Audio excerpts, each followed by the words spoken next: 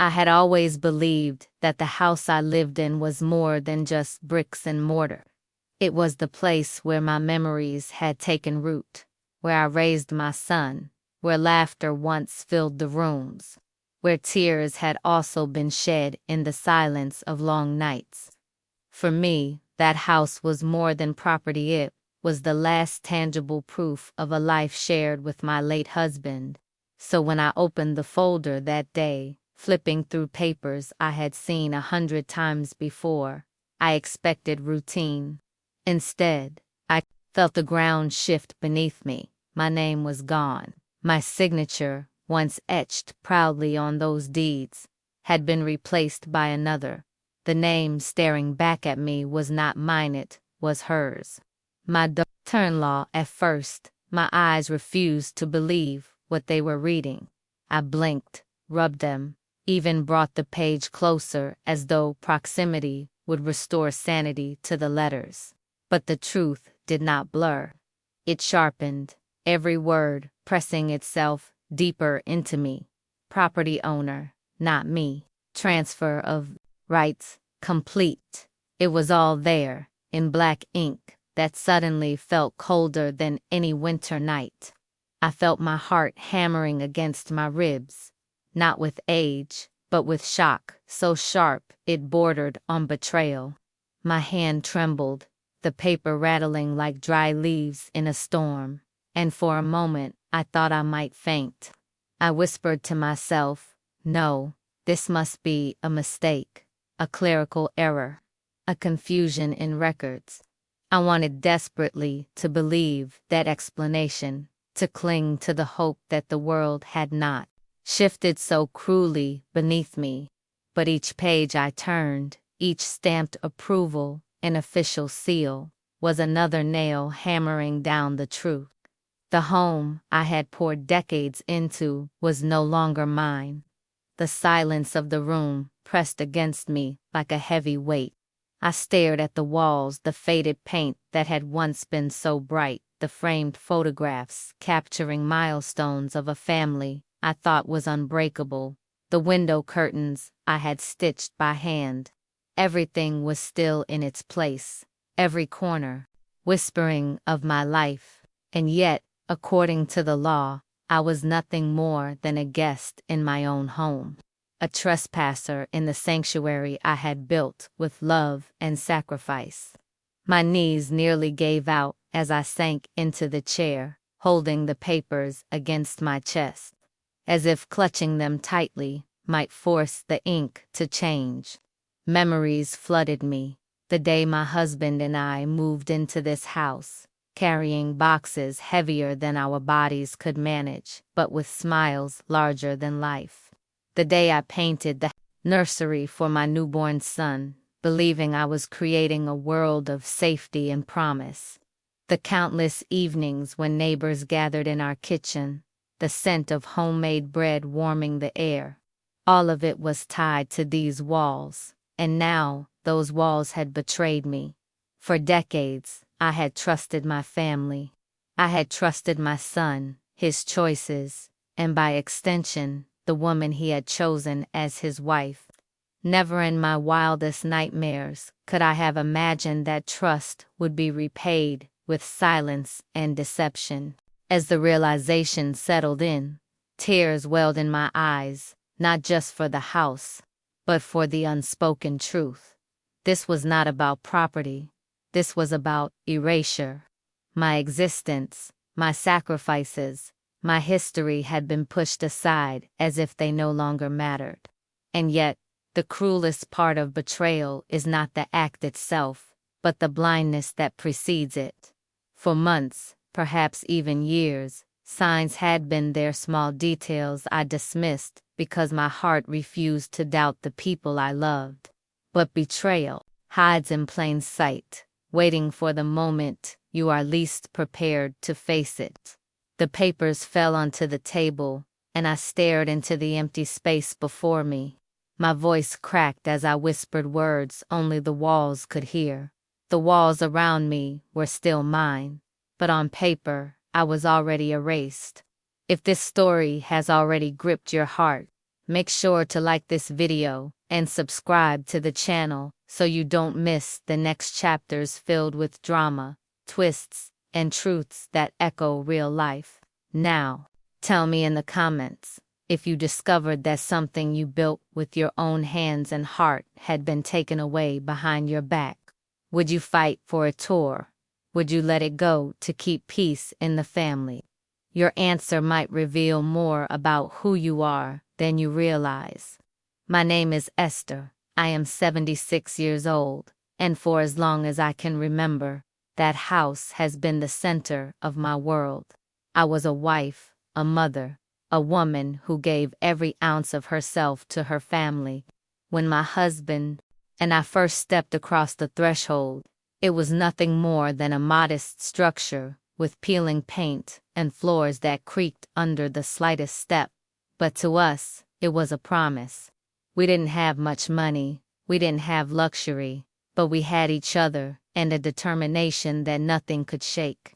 We spent years fixing it, brick by brick, wall by wall, until every corner reflected our sweat, our laughter, and the silent tears shed in the struggles of ordinary life. To anyone else, it might have looked like just a house. To me, it was the echo of my marriage, the foundation of everything I believed in, the roots I had planted with the man I loved. I became a widow far too soon. When my husband passed, the house was both my solace and my torment. Every corner whispered his absence. Every hallway carried his memory. Sometimes I would sit by the window, running my fingers along the wooden frame he had carved himself, and I would feel him there. It was as if the house was alive with him, a silent witness to the life we had built together. I could still hear his laughter in the kitchen, still feel the warmth of his hand in mine when we painted the nursery for our son. That son was my pride. I raised him with the belief that one day he would carry forward not just my name, but my values, the integrity and love that had built this family. I poured myself into motherhood with the same devotion I had poured into my marriage. Every sacrifice I made, every sleepless night, every coin I stretched until it tore everything was for him. I believed in creating a world where he would never doubt that he was loved. And when he grew, when he became a man, I thought I had succeeded. I thought I had given him all the tools to stand tall, to be a man of honor. When he married, I welcomed his wife into our family with open arms. She was not just his partner, she was my daughter-in-law, and in my heart that meant she was my daughter too. I imagined a future where our lives would be intertwined, where holidays would be filled with shared laughter, where the house would remain the center of our gatherings long after I was gone. That house was not meant to be mine forever. I always knew that someday it would pass into their hands, not as a transaction, not as a secret signed on paper, but as a legacy. It was supposed to be a gift of trust, of continuity, something sacred. And yet, here I am, realizing that the trust I had carried like a shield was nothing more than a fragile illusion, to discover that the very people I welcomed into my home, the ones I thought would honor my sacrifices, had erased me from my own history. It cut deeper than any wound I had ever endured. The betrayal is not only in the loss of property, it is in the loss of recognition, of respect, of the love I believed was unshakable. I think back to all the birthdays I celebrated in that living room, surrounded by friends and neighbors, with my son's laughter echoing louder than the music. I think back to the simple meals shared on the dining table, where conversations lasted longer than the food itself. I remember Christmases where the tree was too small for the number of ornaments we insisted on hanging, where my husband would sit by the fire and tell stories until our eyes closed from exhaustion. Every single one of those moments is embedded in the walls of that house. as if the plaster and wood absorbed my very soul. That is what was taken from me when my name disappeared from the deed. For years, I believed my son valued those memories too. I believed he saw the house not just as a building, but as the symbol of everything we had survived together. I never imagined that he could stand by while my daughter-in-law orchestrated such a betrayal. I never imagined that my legacy could be reduced to a signature, that my sacrifices could be dismissed with a stroke of a pen. Perhaps that is the cruelest truth. I was blind. I had convinced myself that family was unshakable, that the love between parent and child was sacred, untouchable. I thought my devotion guaranteed loyalty. I thought my years of sacrifice meant something. But loyalty, it seems, is not written in blood. It is written in choice. And their choice was to remove me. Still, I cannot help but hold on to fragments of hope, as naive as it may sound. I ask myself, did my son truly understand what he was doing? Did he know the depth of pain this would cause me? Or was he led, manipulated by a woman who never saw me as anything more than an obstacle? I do not know. Perhaps I will never know. But what I do know is this. The person I raised, the boy I once held in my arms, has allowed me to become invisible in the very home I created for him. And that is a wound I do not know if I can ever heal from. This is who I am. A woman who gave everything, who built a life from nothing, who created a family and trusted it blindly. A widow who believed her love could outlast even death itself. A mother who thought her sacrifices guaranteed her a place of honor, not exile. Now I am forced to question whether love and trust are enough, or whether they are illusions we tell ourselves to avoid the sting of loneliness. And I ask you, watching my story unfold, if you were in my place, if you had poured your entire soul into your family, only to discover that they had stripped you of your legacy, would you have the strength to forgive? Or would you finally learn that sometimes love is not enough? Looking back, I realized the signs were there all along, small cracks in the foundation of trust that I chose not to see. It is strange how the heart blinds itself, how love becomes a veil that hides what the eyes could have easily recognized. I told myself it was just curiosity when my daughter-in-law lingered too long near the cabinet where I kept my documents. I told myself it was simple concern when she asked me questions about the value of the house, about when I intended to make decisions about ownership. I even convinced myself it was affection when she offered to help me organize the paperwork, smiling with a sweetness that felt rehearsed, but that I accepted anyway. Because that is what you do when you love your family. You silence the alarms inside you and replace them with hope. I remember one evening when she and my son were in the kitchen, whispering. Their voices lowered as soon as I walked in, and the room fell into a silence so heavy it was almost visible. My son looked at me with a forced smile, the kind that doesn't reach the eyes. My daughter-in-law quickly changed the subject, asking me about dinner as though nothing had happened. I should have known, but instead, I laughed nervously, brushed it off, and went back to stirring the pot on the stove. Because in my mind, betrayal didn't exist under my roof. There were other moments, too. She began insisting on handling the mail before it reached me, claiming she wanted to save me the trouble. Sometimes she would deliver letters already opened, explaining it away with a shrug. I thought it might be important. I remembered the strange tightness in my chest when I saw my own name on envelopes slit open without my consent. But I pushed the thought aside, telling myself she only wanted to help, that maybe I was being paranoid.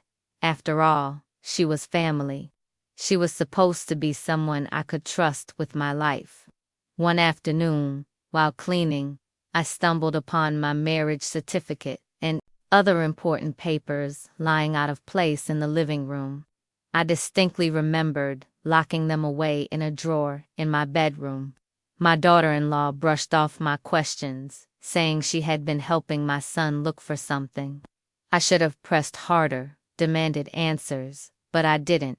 I simply nodded, tucked the papers back, and chose to believe in the story I had been told. Because sometimes believing in lies feels safer than confronting the truth. The strangest part is that deep inside, I always felt a subtle shift in her gaze whenever she looked at the house. It wasn't admiration, it wasn't nostalgia, it was calculation, as if she wasn't seeing the memories etched in the walls, but only the price they could fetch.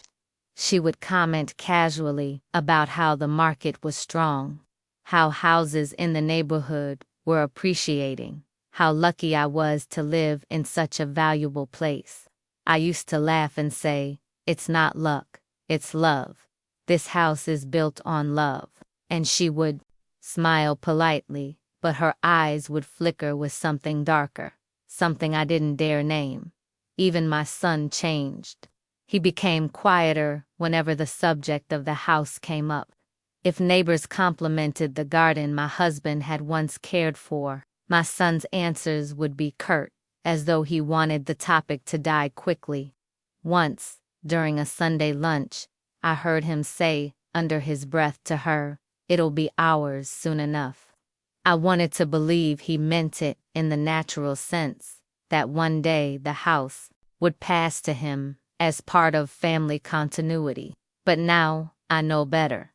He wasn't talking about the future I had imagined. He was talking about something he and his wife were already orchestrating.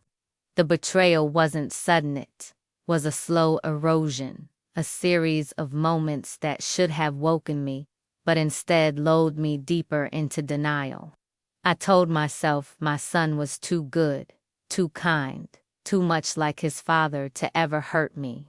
I told myself my daughter-in-law wanted to be closer to me, that her curiosity was just care, that her presence in every corner of my life was just her way of bonding, and I clung to that illusion, because admitting otherwise would mean facing the unthinkable, that I had opened the doors of my heart and my home to someone who saw me not as a mother, not as a person, but as an obstacle standing between her and a prize.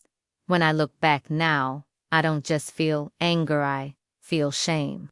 Shame that I ignored what was right in front of me. Shame that I silenced my instincts, the very instincts that had guided me through hardship, that had helped me build a home, raise a son, survive the death of a husband. How could I have been so blind? How could I have confused manipulation for affection, calculation for kindness? Perhaps it was because I wanted so desperately to believe that my sacrifices meant something, that the years I poured into raising my son created unbreakable loyalty. Perhaps it was because admitting the truth earlier would have shattered me, and I wasn't ready to break. But betrayal doesn't wait for you to be ready. It grows, it festers, until the day it finally destroys everything you thought was unshakable. Now, when I think back on those ignored signs, I wonder if I am truly a victim of their actions or a victim of my own blindness. Because sometimes, the cruelest betrayals are the ones we allow to happen by refusing to see the truth. And so I asked you, have you ever ignored the signs right in front of you, convincing yourself that love could never turn into betrayal?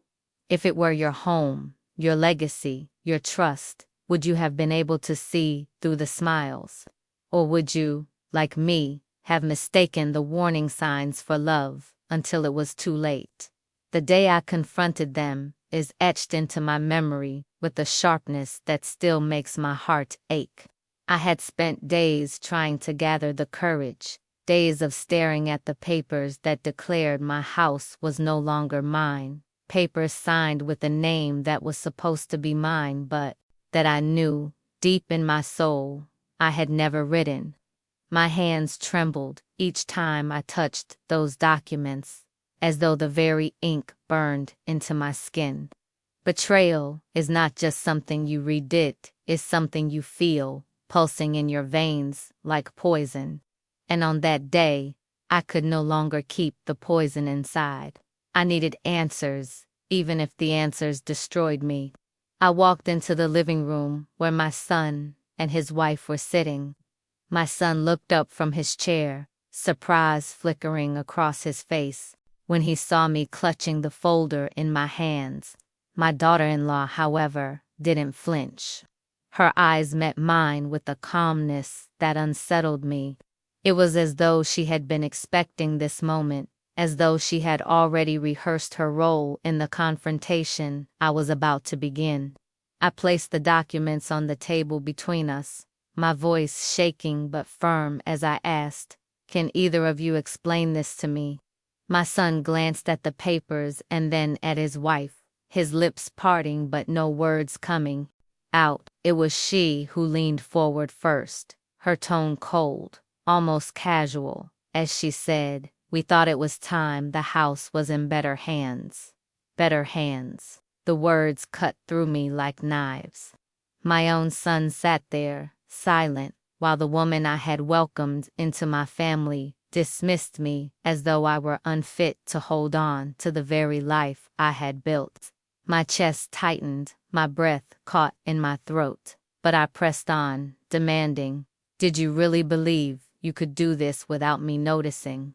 Did you think erasing me from my own home would go unnoticed?" My son finally spoke then, his voice low, uncertain. "Mom, we didn't mean to hurt you. It's just, the house is old, it needs work, and we thought." His words stumbled, trailed off, drowned in the weight of his guilt. But I could see it. He wasn't defending me. He wasn't protecting me. He was protecting her. The boy I had raised, the man I had believed in, was siding with the woman who had stolen not only my home but my dignity. I turned to him, searching his eyes for any trace of the child I had once known. The child who used to run to me when he was scared. The boy who promised he would always take care of me. But instead, all I saw was hesitation, weakness, and a loyalty that no longer belonged to me. My daughter-in-law's voice broke the silence again, steady and sharp. "You should be grateful. We're taking responsibility for the house now. You don't have to worry about anything anymore." Grateful. That word echoed in my head, like a cruel joke. How could she expect gratitude for erasing me, for stealing the roof that sheltered my memories, the walls that held my laughter, the garden where my husband once planted roses with his own hands? Gratitude for stripping me of my identity, my security, my legacy. I felt rage rise in me, stronger than any fear I had known. "You think this house is just bricks and walls," I said, my voice breaking, "but it is my life. It is my husband's sweat, my sacrifices, my memories. You may have stolen the deed, but you will never steal what this place means." For the first time, her expression faltered. I saw annoyance flicker across her face, as though my refusal to bow quietly had inconvenienced her. She leaned back, crossing her arms, her eyes narrowing with a coldness that made me shiver. My son shifted uncomfortably, but still, he said nothing. His silence was louder than her words. His silence was a betrayal deeper than the forged signature. The confrontation did not end in shouting or slammed doors. It ended in a silence so heavy it suffocated the room. I realized then that I had lost more than just a house. I had lost my son's voice, his defense, his courage to stand by me. I had lost the bond I thought could never be broken. The woman sitting across from me hadn't just stolen my property, she had stolen my son's loyalty.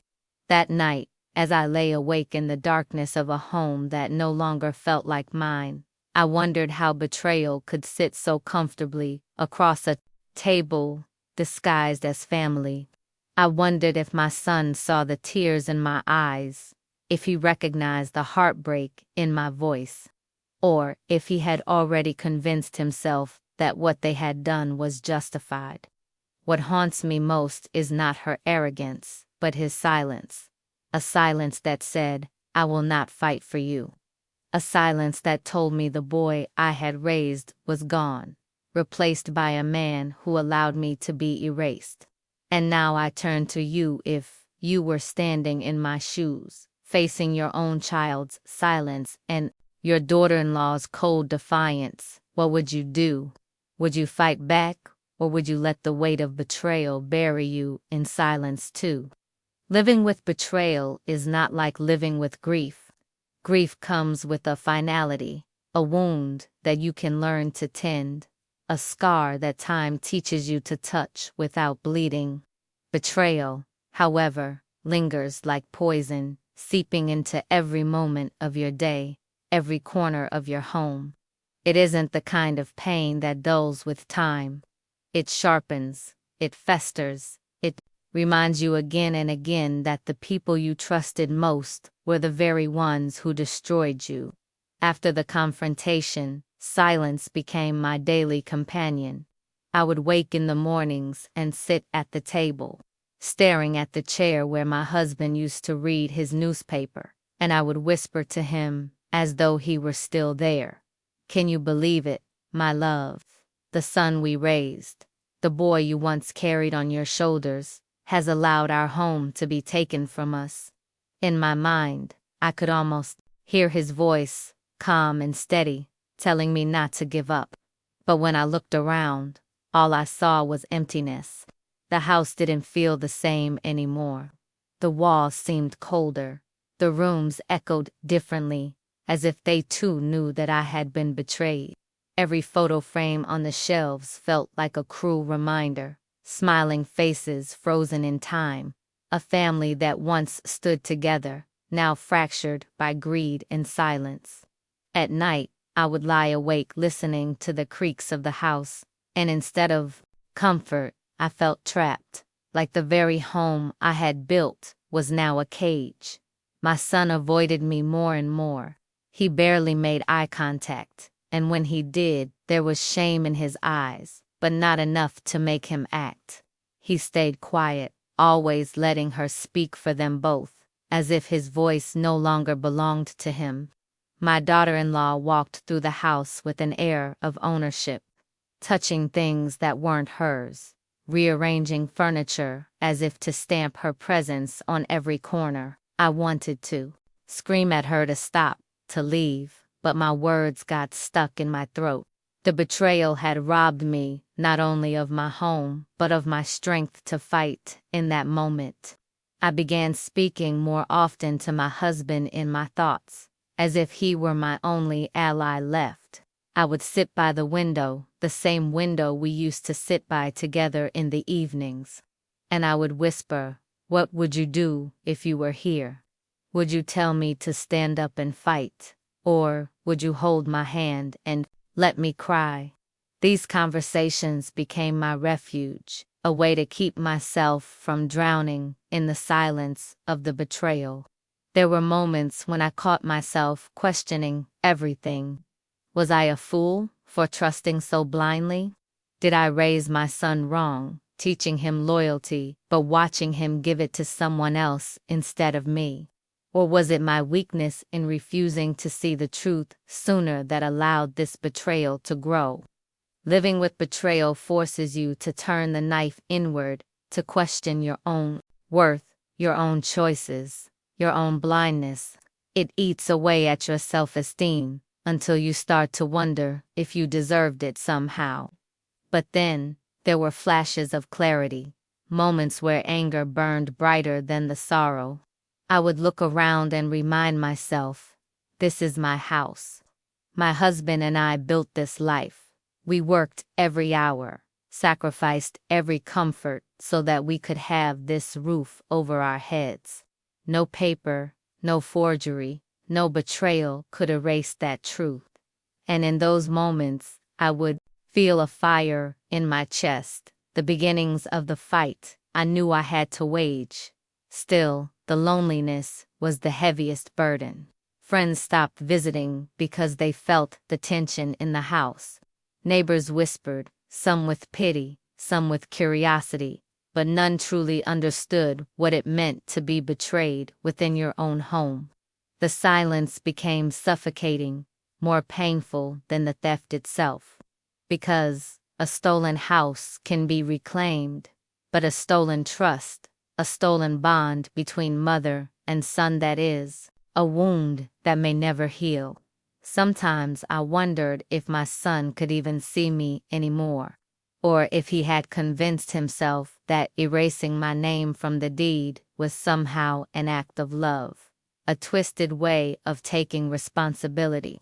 But deep down, I knew the truth. He had chosen her over me, and in doing so, he had chosen betrayal over loyalty. And so I lived with it, day after day, carrying the weight of betrayal like an invisible chain. But each day that passed, the chain began to feel less like a prison and more like a challenge. A challenge to rise, to prove that I was not as weak as they believed. A challenge to show them that even an old woman, broken and betrayed, still had the strength to fight for what was hers. And now I ask you, if the silence of betrayal filled your home, if the very child you raised turned his back on you, would you accept it as your fate, or would you find the strength to fight back?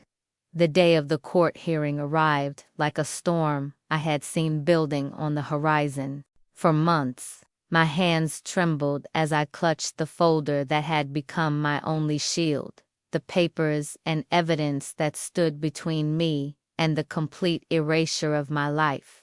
I had walked into that courthouse with a mixture of fear and determination, the kind of resolve that only comes when you have nothing left to lose.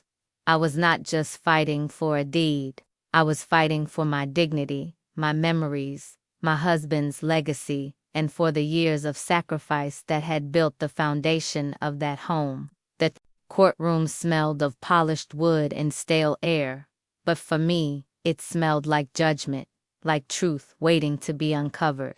My daughter-in-law walked in first, confident, dressed immaculately, her chin lifted as though she already believed victory was hers. My son followed her, his steps hesitant, his eyes avoiding mine.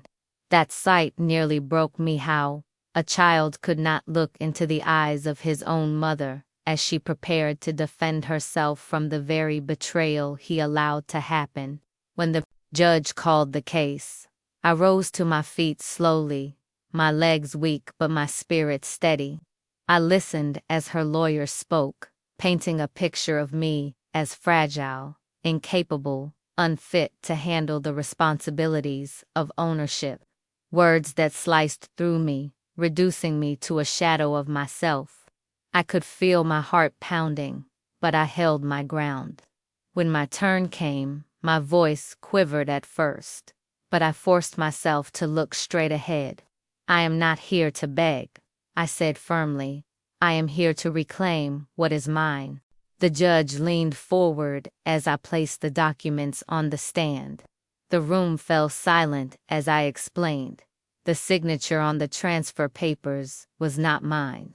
I knew the way my own hand curved, the pressure of my pen, the rhythm of my letters. The document they had used was a forgery.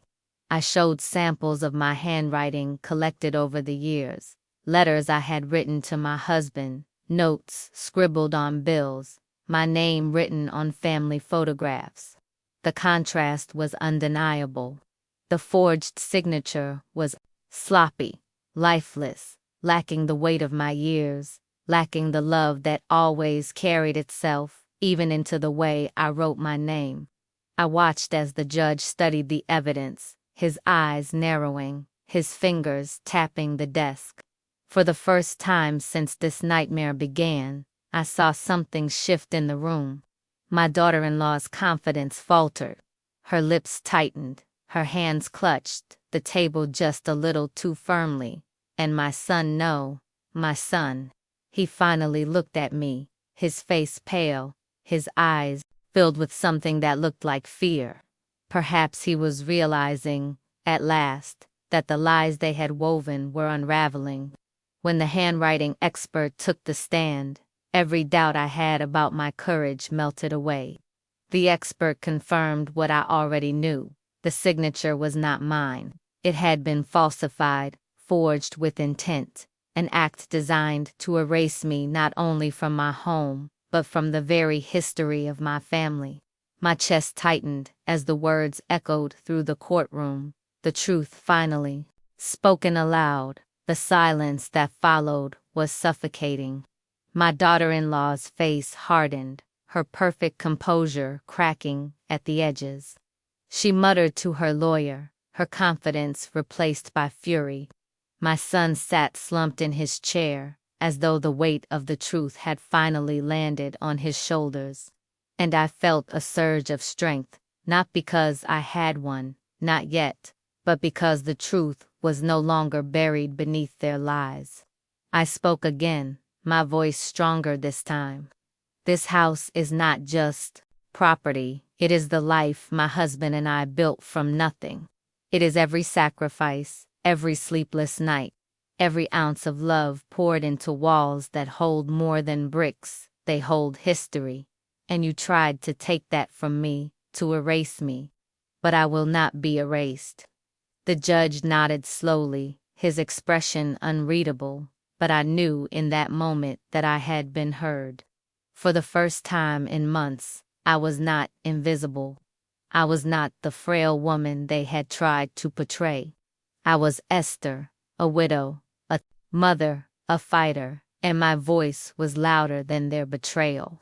As the session ended, the tension in the room was thick enough to choke. My daughter-in-law stormed out, her heels striking the floor like thunderclaps of defiance. My son lingered for a moment, his eyes meeting mine with a mixture of regret and shame. But he said nothing. He walked away, leaving me to wonder if he would ever find the courage to speak the words I longed to hear. Walking out of that courthouse, I felt both exhausted and alive. I had faced them, exposed them, and reminded myself that I was stronger than they believed. But deep inside, I knew this was not the end.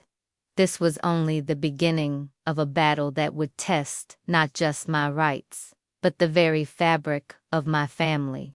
And I ask you, if you uncovered betrayal in such a public way, if you exposed the lies of your own family before strangers, would you find relief in the truth, or would you be crushed by the shame of knowing it was your own blood who betrayed you? The final hearing felt like the last act of a long and painful play. Weeks had passed since the handwriting expert confirmed the forgery, and still, the weight of betrayal clung to me like a shadow that refused to leave. When I stepped into the courtroom that morning, I knew that no matter what the outcome was, my life would never be the same. I wasn't just walking toward a decision about property. I was walking toward the truth of where I stood in my own family. The judge entered, his voice calm, steady, delivering words that seemed to echo louder than the walls of that room could contain. He declared the transfer invalid, the forged documents null and void. The house was restored to me, the rightful owner. My name was no longer erased, my place no longer stolen. Justice had spoken, but as those words sank in, I felt no celebration, no triumph. What I felt was emptiness, a hollow ache that even victory could not fill. I looked across the courtroom. My daughter-in-law sat, rigid, her face a mask of fury she tried and failed to conceal. Her carefully crafted image had crumbled, and in its place was the raw truth of her greed. She avoided my eyes, as though seeing me would confirm her defeat. My son, however, was harder to look at. His face was pale, his shoulders slumped, his eyes filled with something between shame and sorrow. He had not spoken a single word in my defense, not in the days of silence before, not in the courtrooms where lies tried to replace truth. And in that final moment, he still said nothing. I should have felt victorious, but all I could think of was how much had been lost. I remembered the boy who once clung to my hand, who promised to take care of me when I grew old, who laughed with me in the kitchen while his father worked in the garden. That boy was gone. In his place was a man who allowed his wife's greed to erase his mother, who stood silent as I fought for my own name. The gavel had fallen. Justice was mine, but the bond between us was fractured beyond repair. Walking out of the courthouse, I clutched the documents to my chest, not as a symbol of victory, but as a reminder of survival. The house was mine again, yes, but the home I had once known was gone. For a home is not only walls and deeds. It is the trust between the people who share it, the warmth of loyalty, the safety of love.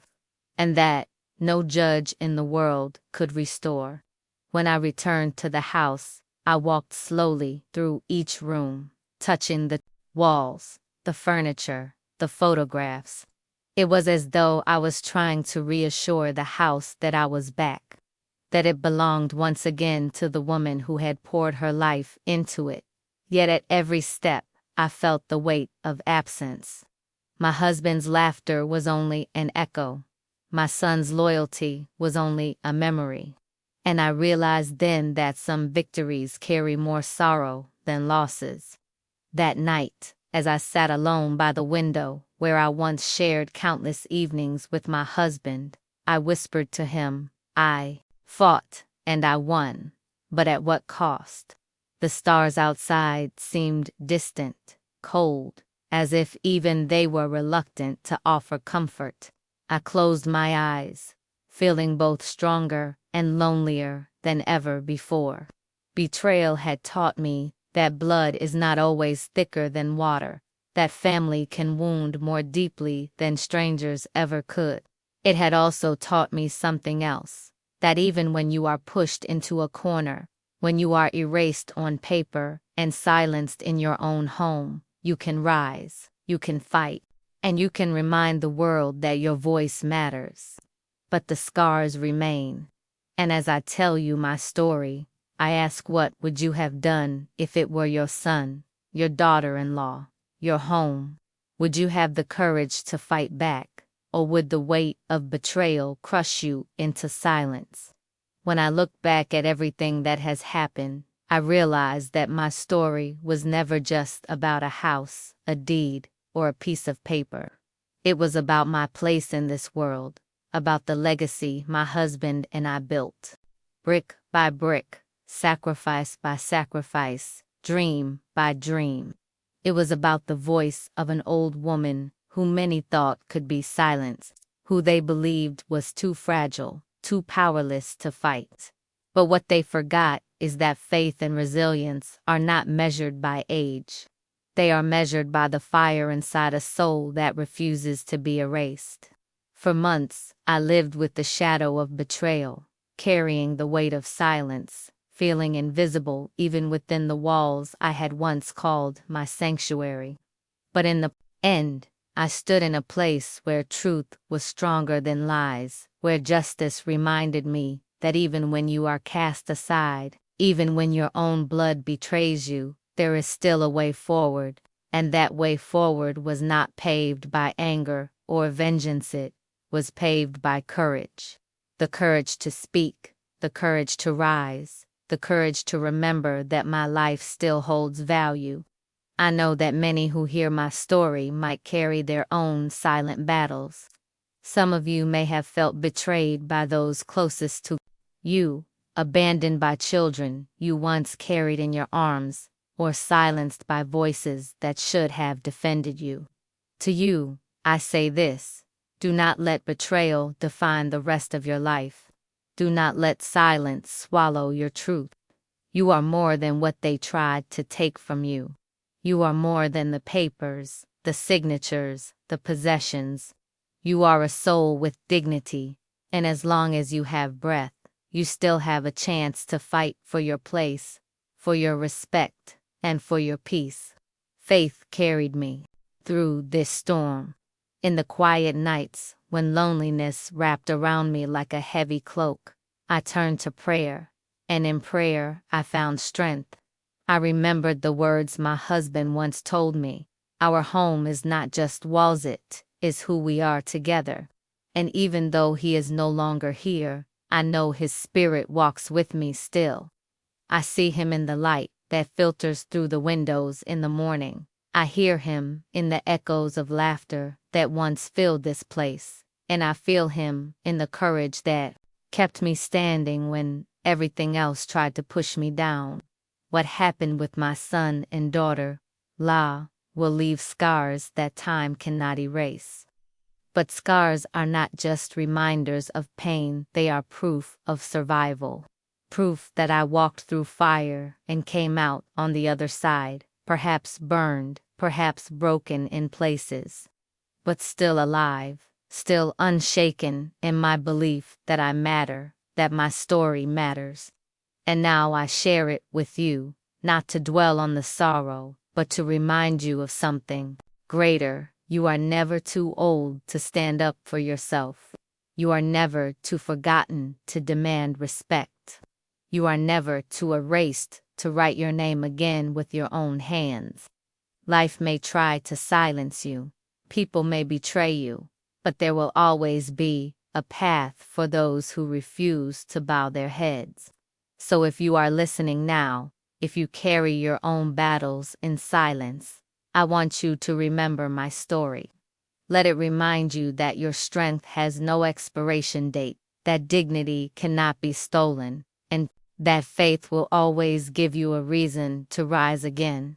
And if my story touched your heart, if it made you reflect, I ask you to support this channel with your like and subscription.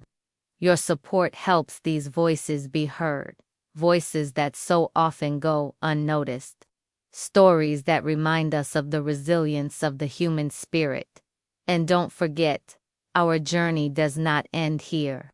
In the next video, I will share another story, one that will shake your heart and challenge the way you see family, loyalty, and love. Stay with me, because sometimes the stories we hear are not just tales of others, they are mirrors of the life we could be living.